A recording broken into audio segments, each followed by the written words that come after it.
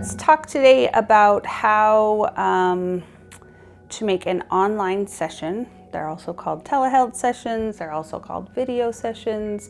You can call them whatever you want to call them.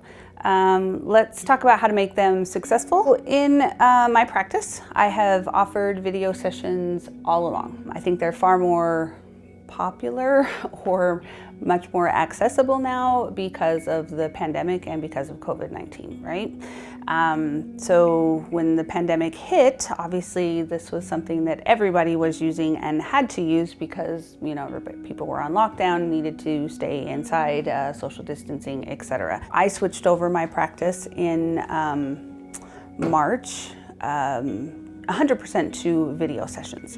So prior to that, I had clients that were using a mix of both, right? So for convenience factors, maybe the client had a really full day and they didn't want to add a 20 or 30-minute drive in the mix of their busy day. So it was just more convenient for them to do a video session as opposed to driving to my office. Some people preferred the comfort of being able to do their sessions online and not come to an office because it can be a little bit intimidating walking into somebody's office. So personal preference, that was what they chose to do. Of course, I was very grateful to have already been ahead of the curve prior to the pandemic and had this already set up for my clients. And then when, you know, lockdown happened, I didn't have to stop seeing clients. I was able to continue to do that via video sessions, which was great. I think the pandemic has shown us that we can do a whole lot of things virtually and don't have to go anywhere, right? I think, you know, food delivery services and all kinds of things that can come to our homes that we would have never thought to do.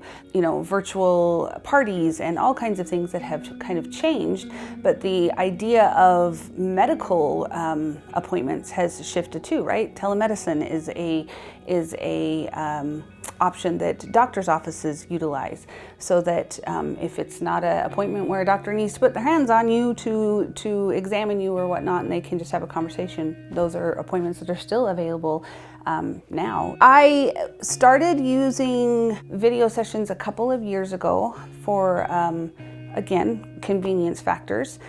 And I worried when I first started using it that perhaps the connection that I would have with clients wasn't going to be there, right? There's nothing like being in an office and being able to connect with a client. And so when I first started using video sessions, I worried that that connection would not be there. And I am very happy to say that I was very, very wrong. Through video sessions, that is still translated. You can still have that connection that I was worried would not translate, and that is definitely not true.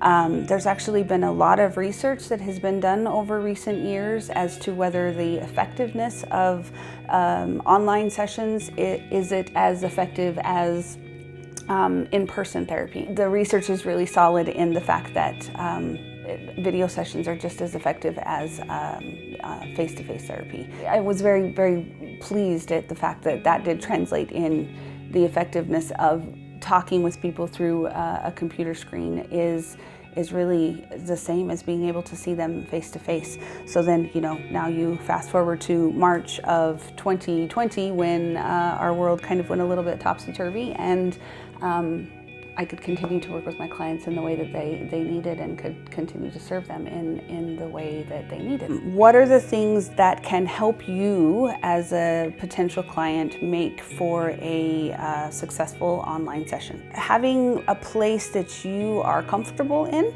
Is that your couch? Is that an office space? Is that your car? Right? Privacy is going to be the most important part. If you've got a really noisy place or a place that you're going to be interrupted a bunch, that's not going to work well because you want to be able to talk as openly as you possibly can. I have the privacy part handled on my end, but on your end, you want to be able to handle that as well so that you feel like whatever topic that we're discussing, you feel like you can openly talk about that. And you want to be comfortable, right? I have some clients who really want their animal there or their favorite blanket that's sitting next to them or whatever it might be, right? Something that gives you comfort. You have that option because you're in your own space. Options for devices, that's another choice, right? You can use a laptop, you can use a tablet, a desktop, even a smartphone will work. Earbuds or some type of Earphones are great because it helps to decrease the feedback, mostly on my end.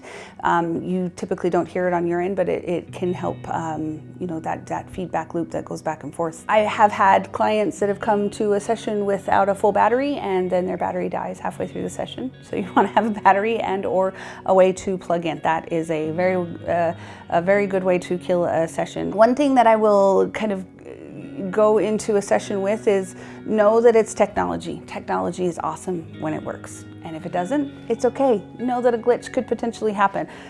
Sometimes there's a freeze. Sometimes the internet dies. Sometimes something happens, right? Kind of just know that you got to kind of laugh it off. Reset. We will always have a backup plan that we kind of talk about as far as like, hey, if the internet dies, I'm going to either call you or you're going to call me or something, so that we know how to get in touch with one another if something happens. Usually you just reset and come back into the video room. But just know that, you know what, glitches can happen. Technology can have glitches, and it's okay. Just kind of laugh it off and go into it that way. These are just a couple of tips to help you to have a successful video session. Of course, there's something that you either want or don't want in a session. That's something that we could talk about. If you have any other questions about it, I'm happy to answer any of those for you. Just give me a call, and I'm happy to go over those with you. So have a good one.